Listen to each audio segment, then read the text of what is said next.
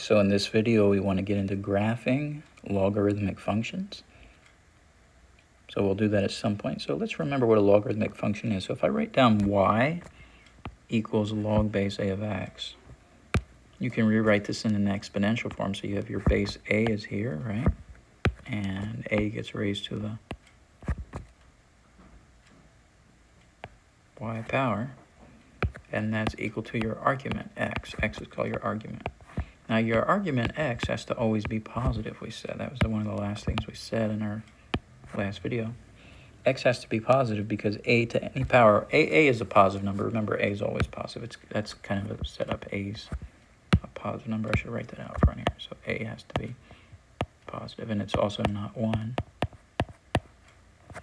So if I take a positive number, a, that's not 1, raised to a power, I'm always going to get a positive number, x. So x has to be positive. That's an important fact. Now let's try to think functionally what's happening. So let's say I have an exponential function, okay? Exponential function. So an exponential function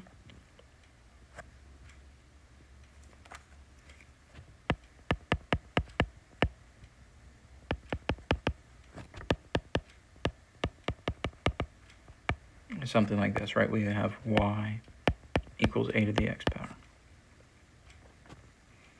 So the idea behind that exponential function is, over here is your inputs, your x's, and over here are your outputs, your y's. So you have some function, we'll call it f, that takes the x to the y, and the y output is a to the x power, right? A to the x power.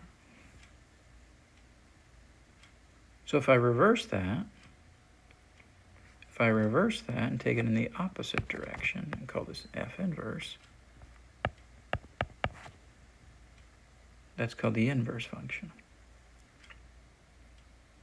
So what that does, the inverse function here, that takes a to the x, which is the y value, back to the x. Now if I kind of reverse my roles of x and y, so let's say I go here, and I reverse the roles. So let's say I just rename the x's y's, and the y's x's and the x's y's. So I'll have x equals a to the y. So I'm switching. So notice my y here, I'm switching those out. So I'm renaming my y's x's, my x's y's. So my x is going to get taken over here now to some y over here. So we're just basically reversing the roles of the x and the y. And that's what this f inverse here is. This f inverse right here, I'm going to circle in blue. This version of the f inverse is basically the logarithm, right? The f inverse of x is log base a of x. So in reality, it's just an inverse function. It's an inverse function of an exponential, where the x's and y's are switched. So I'm going to say, okay, over here is my logarithmic function.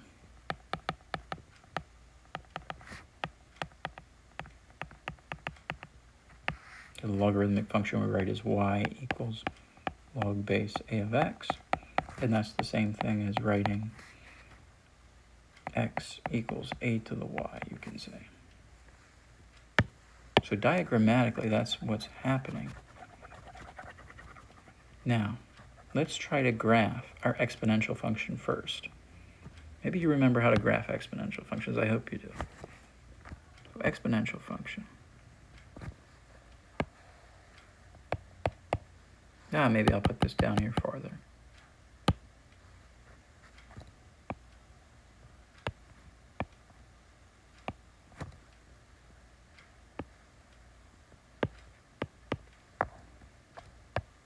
Give myself a little space would be nice.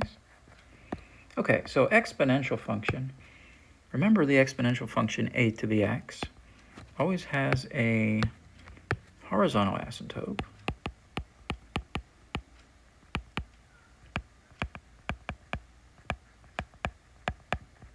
at y equals 0. And I'll make this in green. So right now I'm graphing my exponential function. I'll graph the logarithmic one later. Okay, and then we have a y-intercept.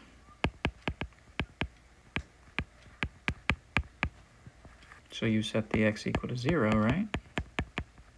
And you get y equals a to the 0 power. A to the 0 power is 1. So 0, comma 1. I'm going to make this red. So y-intercept 0, comma 1.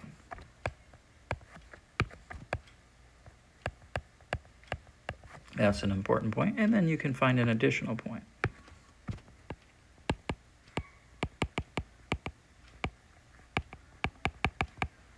So when we plug in x equals 1, what's y? So at x equals 1, y is going to be, what, a to the 1 power, which is a. So you're going to have 1 comma a as your additional point here.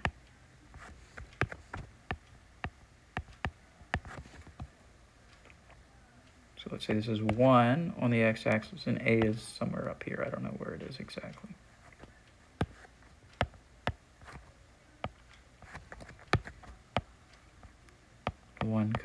And remember that these are going to connect, and the graph is going to go off to infinity as things move to the right. And on the left, as things move to the left, it goes off to the horizontal asymptote.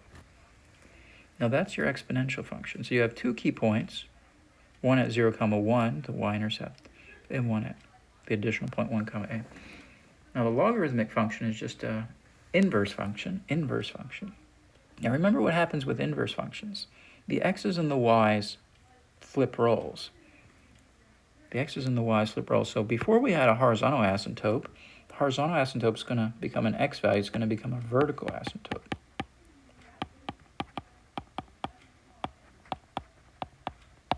So we're going to have a vertical asymptote for our logarithmic function here.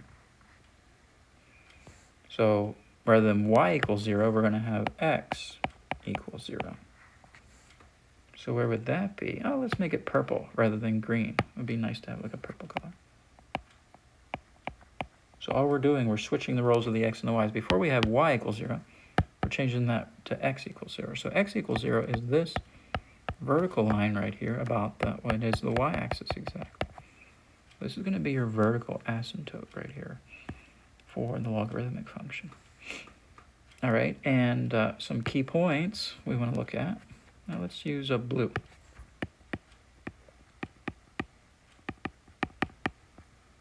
So before you had a y-intercept, right? A y-intercept. So now we're going to have an x-intercept. So you just switch.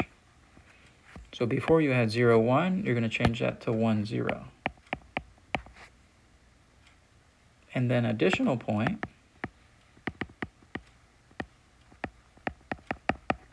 Before you had 1a, so we're going to switch the x and y, we're going to have a1. So let's plot those points. Where's 1, 0 at? 1, 0 is right here. And let's say a is here. a1 would be right here. Now, the horizontal asymptote in green applies to the exponential function. It does not apply to the logarithmic function. The vertical asymptote applies to the logarithmic function. Now, maybe you remember we talked about how a function and its inverse are related. They're related when you graph them by having a symmetry about this y equals x line right here. So here I'm going to make a y equals x line, a dotted line.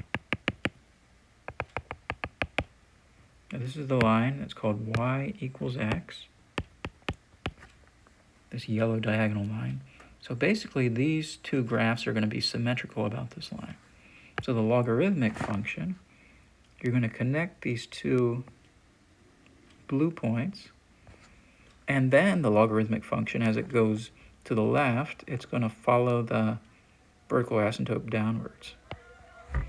And then as it goes to the right, it's going to very slowly go up towards positive infinity. So you can see these are mirror images. So this one's the logarithmic function down here in blue, y equals log base a of x. So you want to learn this type of function. You want to just know that. It's an inverse function of an exponential. So basically you're just swapping out the roles of the x's and the y's. That's it. So 1a became a1, 0, 1 became 1, 0, and the horizontal asymptote became a vertical asymptote.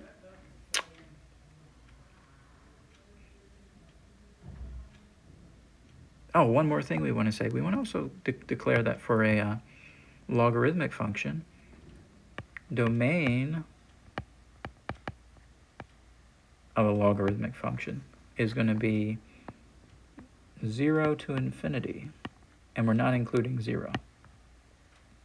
That's important because here, when you look at the x has to be positive, right? We already said that the input has to be positive. And you can see that from the graph, right? If you look on the graph, this blue curve never goes to the left of that vertical asymptote, but always stays to the right of it. So the x values